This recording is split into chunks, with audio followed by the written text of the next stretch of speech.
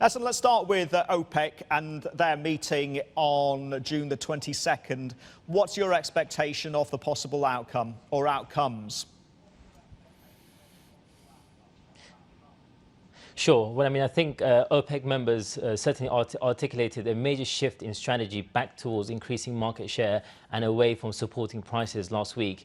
And I think in the lead up to the 22nd of June meeting in Vienna, I think markets will be gauging any size and magnitude as well as the speed of these revival in production cuts that they've actually announced. So Saudi Arabia and some other OPEC members have been reportedly discussing roughly around 300,000 barrels of increase in production, so a gradual phase in of these production increases. But there seems to be some mixed signals from other members, for example, say Russia and others, that want a bit more of an aggressive strategy of roughly 800,000 to 1 million barrels. So depending on how markets move in the next few weeks, I think it will certainly gauge about how much production will come into the market. And depending on the size and magnitude of these increases, as well as the duration of when they bring these production cuts in, then we'll have to gauge where prices go.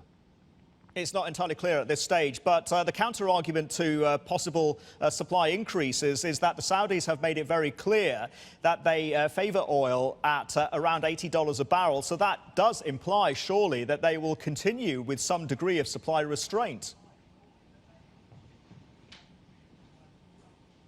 Yes, well, I think, if we take a step back and look into the context of where oil prices have significantly been wrapped up in the last couple of years, I think prices have been approaching a point where both consumers as well as producers are being impacted. And I think now they're reaching at the cusp of their peak levels, and we could be reaching an inflection point. So yes, Saudi Arabia have reportedly been discussing roughly around $80 per barrel crude for them to be sort of, being able to, invest, to finance their investment programs and so on. But I mean, I think it is getting to a stage where, prices have been hurting both these producers and consumers. So I think from now onwards, we will see a little bit of a bit of a decline.